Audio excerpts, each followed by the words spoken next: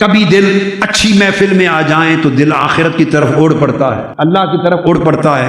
بری صحبت مجلس میں جا کے بیٹھ جائیں، 2-4 دن گزرے تو دل تباہی کی طرف اڑ پڑتا ہے، دل تقویٰ کی طرف بھی جاتا ہے، دل فسق و فجور کی طرف بھی جاتا ہے، دل نیکی اور اطاعت کی طرف بھی جاتا ہے، دل گناہ اور معصیت کی طرف بھی جاتا ہے۔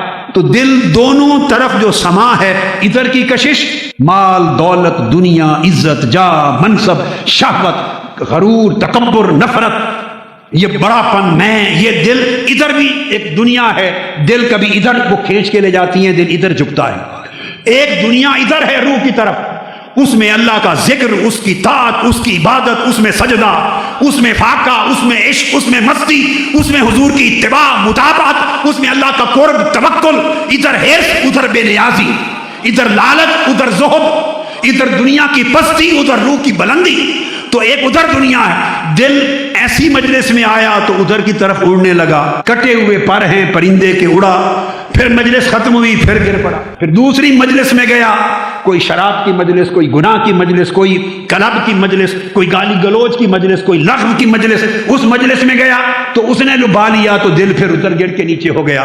کبھی یہی دل اسفل سافلین بنتا ہے، کبھی یہ دل احسن تقویم بنتا ہے، کبھی بلندی کی طرف اڑتا ہے، کبھی پستی اور گراوٹ کی طرف جاتا ہے۔ کیوں؟ ادھر جسم کھینچ رہا ہے، ادھر روح کھینچ رہی ہے۔ میدان جنگ میں ہر وقت دل کے میدان میں بڑی جنگ رہتی ہے۔ جسم دل کو اپنے جیسا بنانے کے لیے جنگ لڑتا ہے اور جسم کے پاس اپنے فوجی ہیں۔ روح دل کو اپنے جیسا کرنے کی جنگ لڑتی ہے، اس کے پاس اپنا لشکر ہے۔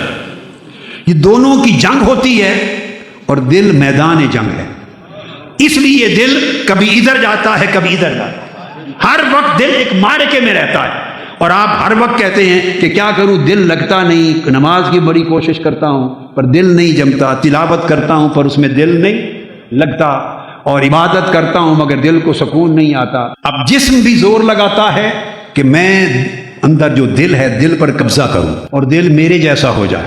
روح بھی لڑ رہی ہے جنگ، روح چاہتی ہے کہ دل میرے جیسا ہو جائے۔ اگر دل جسم جیسا ہو جائے تو سیاہ ہو جائے گا، اگر دل روح جیسا ہو جائے تو روشن ہو جائے گا۔ یہ دو کی جنگ ہے، جسم اور روح کی جنگ رہتی ہے۔ بالآخر جس نے قبضہ کر لیا دل اسی کا ہو گیا۔ گناہ قبضہ کر لے تو دل گناہ کا، اگر اس کی طاعت اور بندگی قبضہ کر لے تو دل اس کی طاعت کا۔